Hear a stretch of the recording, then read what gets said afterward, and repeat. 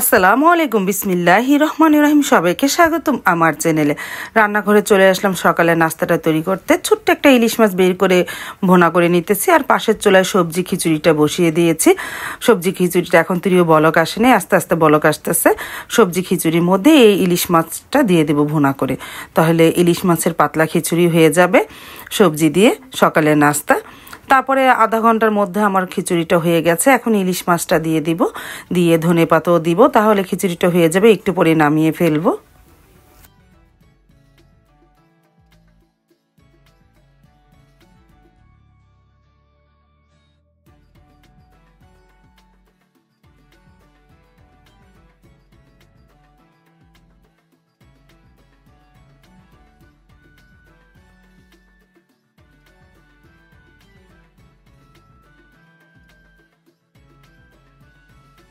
তারপরে এই যে খিচুড়িটা ফাইনাল লুক, এই যে দেখো খিচুড়িটা হয়ে গেছে, মাশাআল্লাহ কালারটাও সুন্দর এসেছে।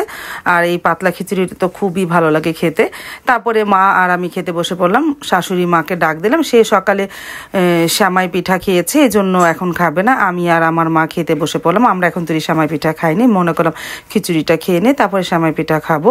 মাকে সকালে এই সেমাই পিঠা দিয়েছিলাম, মা খেলো, কিন্তু আমার মা খায়নি, শাশুড়ি মা খেয়েছিল।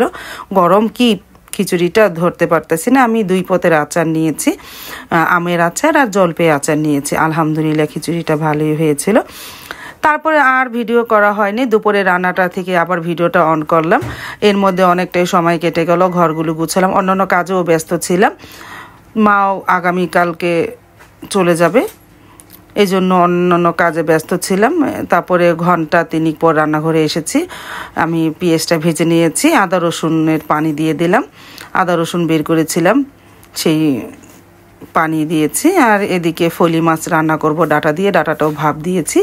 এখন এর মধ্যে ময় মশলা দিয়ে দিয়ে হলুদ গুঁড়া, মরিচ গুঁড়া, ধনিয়ার গুঁড়া, সব ময় মশলা দিয়ে মশলাটাকে ভালোভাবে কষিয়ে নেয়। আর আমি আদা রসুনের পানি যেহেতু দিয়েছি, আর আদা রসুনটা দিব না, আস্তে আস্তে মশলাটা কষাই। আর এই চুলায় টমেটোর চাটনিও বানাবো।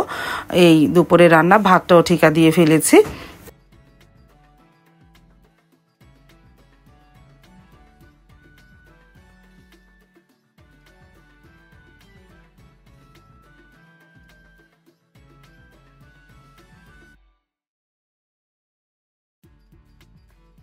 তারপর তো মশলাটা ভালোভাবে কষানো হলো। এখন ডাটা, আলু আর টমেটো আর মাছ একসাথে মশলার সাথে কিছুক্ষণ কষিয়ে তারপরে পানি দিয়ে দিব।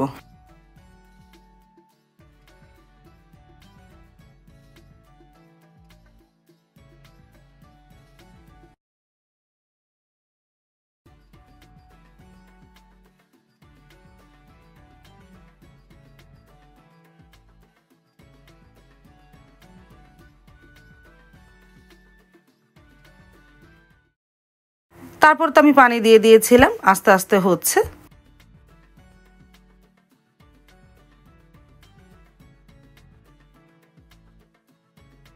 আর এদিকে পাঁচমিশালি শাক ছিল ফ্রিজে, তা গরম করে নিতেছি। আর কলই শাক ছিল, দুই পদের শাকই গরম করে নিতেছি। আর আজকে ভাজির মধ্যে এই দুই পদের শাক, আর নতুন করে কোনো ভাজি আর করলাম না। এই দুপুরের মেনু।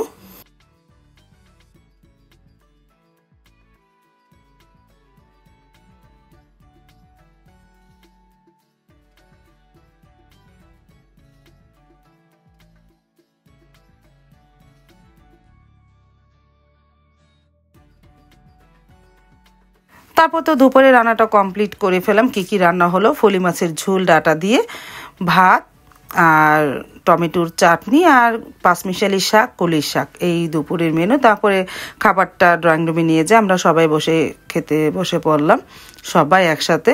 মা, আমি, সাইদুলে বাবা, অবশ্য সারামণি সাবা এখন তৈরি খায়নি। সাথে আমাদের জান্নাত বুড়িও বসেছে, সে শাক দিয়ে মাশাল্লাহ ভালোই ভাত খেলো, বলতেছে শাক দিয়ে ভাত খাবো। ওই যে দেখো খাচ্ছে।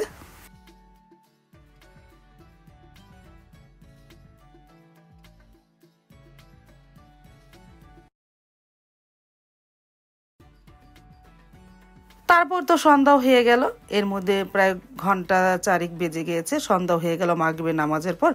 আমি মাকে নিয়ে যাচ্ছি বালাসুরে, মাকে থেরাপি দিব। এই যে মাকে শুইয়ে দিয়েছে, থেরাপি দেওয়া হচ্ছে, প্রায় 1 ঘন্টা সময় লাগে। শুধু একটা না 3টা থেরাপি দেওয়া হয় মাকে। তারপরে 1 ঘন্টা পর চলে আসলাম বাসায়। বাসায় আসার পরে আমার মা গরুর গোস্তটা ভুনা করে নিতেছে। আজকে আমি গরুর গোস্ত বিরিয়ানি রান্না করা হবে, বা তেহারি বলতে পারো, রান্না করা হবে। গরুর গোস্তটা কষানো হচ্ছে, সাথে আলুও দিয়েছি।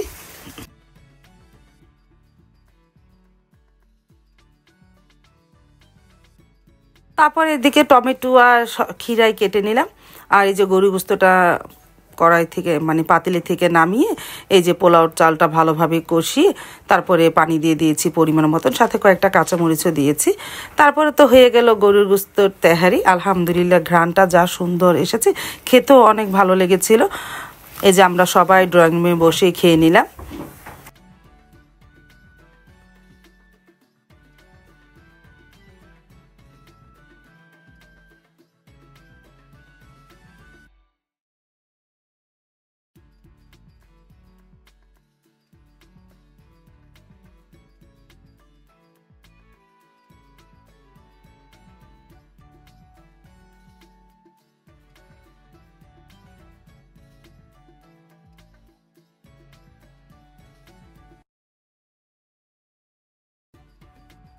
আজ তাহলে এই পর্যন্ত, দেখা হবে আগামীকালকে নতুন আরেকটা ব্লগ নিয়ে। আল্লাহ হাফেজ, আসসালামু আলাইকুম।